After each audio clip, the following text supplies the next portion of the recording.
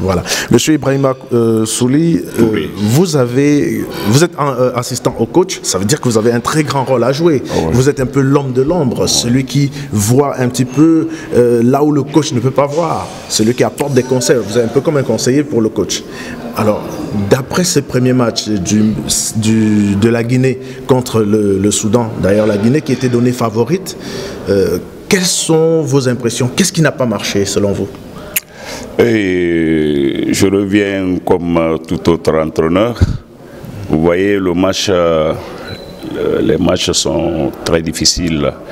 Voyant le nom du Soudan et voyant le nom de la Guinée qui partait favori dans cette poule avec le Maroc et que le Soudan nous bat, d'abord tout le monde était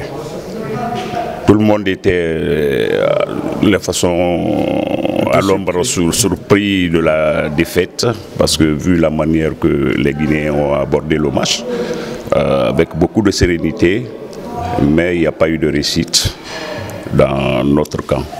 Surtout ce qui n'a pas marché avec le début qu'on a eu la possession du ballon, Ouais. mais l'efficacité nous a manqué beaucoup à partir du milieu du terrain et que les deux meneurs ne se sont pas retrouvés dans ce jeu, ce qui nous a donné beaucoup de difficultés.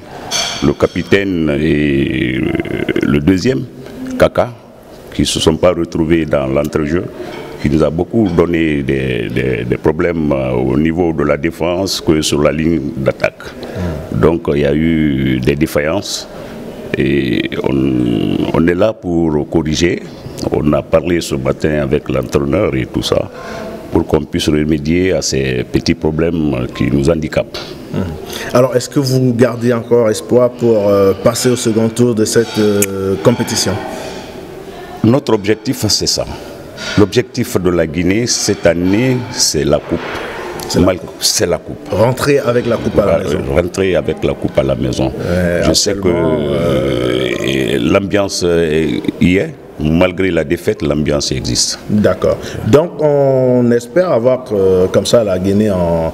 Et il faut souligner que votre prochain match, c'est contre le pays organisateur, le Maroc.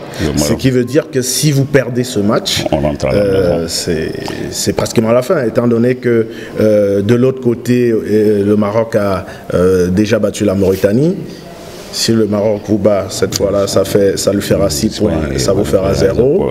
Sans oublier que le Soudan, il a déjà 3. Le soir, on n'aura plus besoin que d'un nul pour continuer. Là, on a des calculs de probabilité. Donc, on joue notre Vatou demain. En respectant respectivement l'adversaire, qui est le Maroc, qui est chez lui.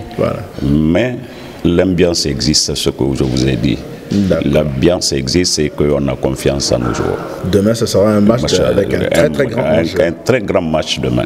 Demain pour la Guinée. Nous serons là avec vous demain pour voir ce qui se passe, qu'est-ce qui a changé et surtout, nous espérons vraiment que vous allez passer au second tour. Merci. À bientôt.